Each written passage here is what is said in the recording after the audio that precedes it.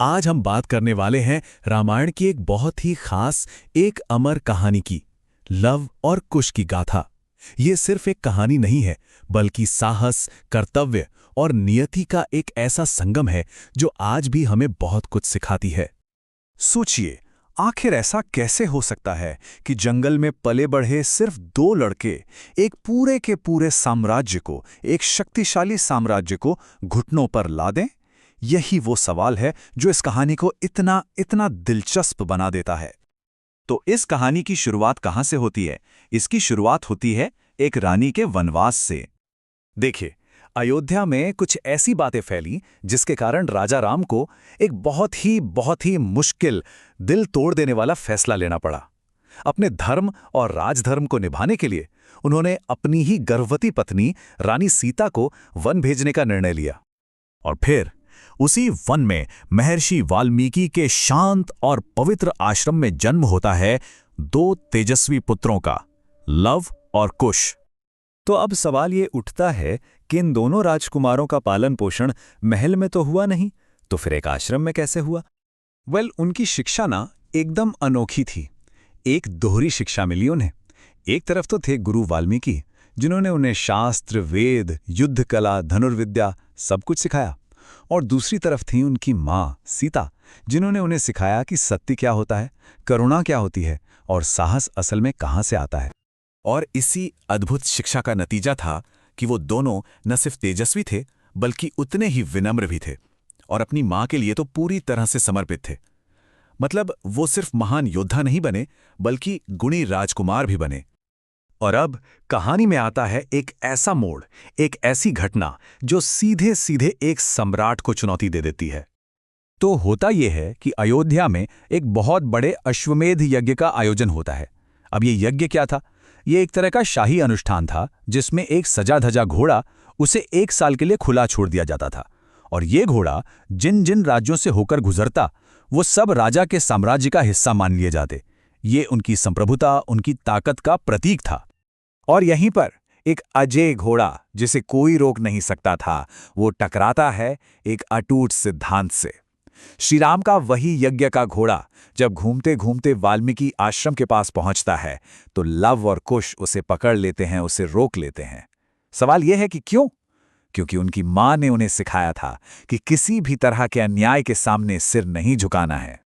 चलिए अब कहानी के उस हिस्से पर चलते हैं जहां बस दो लड़के एक पूरी की पूरी सेना के सामने आ खड़े होते हैं। ये पूरा संघर्ष कैसे आगे बढ़ता है, जरा देखिए। सबसे पहले शाही घोड़े को रोका जाता है। फिर क्या होता है? अयोध्या की शाही सेना हमला करती है, लेकिन वो हार जाती है। उसके बाद अयोध्या के सबसे महान योद्धा लक्ष्मण, भरत, शत्रुघ्न और यहां तक कि हनुमान, वो भी उन बालकों से परास्त हो जाते हैं। और जब कोई नहीं बचता, तब अंत में खुद सम्राट राम को युद्ध के मैदान में आना पड़ता है। पूरी की पूरी सेना, अयोध्या के बड़े बड़े योद्धा, उन दो बच्चों की असाधारण युद्ध कला देखकर बस दंग रह गए। कोई सोच भी नहीं पा रहा था कि आखिर ये दो नन्हे बालक इतने शक्तिशाली कैसे हो सकते हैं। और यहीं कहानी अपने सबसे भावुक, सबसे मार्मिक मोड़ पर आ पहुंचती है, जब एक पिता अनजाने में अपने ही बेटों से युद्ध करने के लिए सामने खड़ा होता है। सोचिए वो दृश्य। एक तरफ अयोध्या के चक्रवर्ती सम्राट और दूसरी तरफ जंगल के दो गुमनाम बालक। किसी को भी इस बात का जरा भी अंदाजा नहीं था कि सच्चाई क्या है। और ठीक उसी पल, जब पिता और पुत्रों के बीच युद्ध शुरू होने ही वाला था, बीच में आ जाते हैं महर्षि वाल्मीकि और वो उस महान सत्य को उजागर करते हैं। वो श्री राम से कहते हैं, ये कोई साधारण बालक नहीं है, ये आप ही के पुत्र हैं राम। ये सुनते ही बस सोचिए श्री राम की क्या हालत हुई होगी।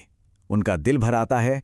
एक परिवार जो राजधर्म और कर्तव्य की वजह से अलग हो गया था, आज उसी युद्ध के मैदान में फिर से एक हो जाता है। श्री राम उन बेटों को गले लगा लेते हैं जिनके अस्तित्व से वो अब तक अनजान थे। लेकिन इस खुशी के मौके के बाद भी कहानी एक बहुत ही दुखद मोड़ लेती है। माता सीता सामने आती हैं और वो धरती माँ से प्रार्थना करती हैं, हे माँ, अगर मैंने अपना जीवन पूरी पवित्रता से जिया है तो मुझे अपनी गोद में संभालो। और उनकी प्रार्थना सुन ली जाती है। धरती फटती है और अपनी बेटी को अपनी गोद में वापस ले लेती है। माता सीता हमेशा के लिए पृथ्वी में समा जाती हैं। और श्री राम को गहरे शोक में अकेला छोड़ जाती हैं। तो सवाल ये है कि इस पूरी कहानी की गूंज, इसका असर आज तक हमारे दिलों में क्यों है? आइए लव और कुश की इस पूरी यात्रा पर एक नजर डालते हैं। देखिए, जन्म हुआ वनवास में, पालन पोषण हुआ एक आश्रम में, फिर सिर्फ एक घोड़े के लिए उन्होंने एक पूरे साम्राज्य को चुनौती दे दी। युद्ध के मैदान में अपने ही परिवार से उनका पुनर्मिलन हुआ और अंत में वो महान राजकुमारों के तौर पर अयोध्या वापस लौटे। अयोध्या लौटने के बाद लव और कुश ने श्रीराम के मार्गदर्शन में राजकाज संभाला और उन्होंने उन्हीं आदर्शों को आगे बढ़ाया जो उन्होंने अपनी मां और गुरु से सीखे थे, धर्म, न्याय और करुणा। तो अंत में ये कहानी हमें एक बहुत गहरे सवाल के साथ छोड़ जाती है कि आखिर ज्यादा मजबूत क्या है, एक राज्य का कानून या एक परिवार का बंधन? इस पर सोचिएगा जरूर।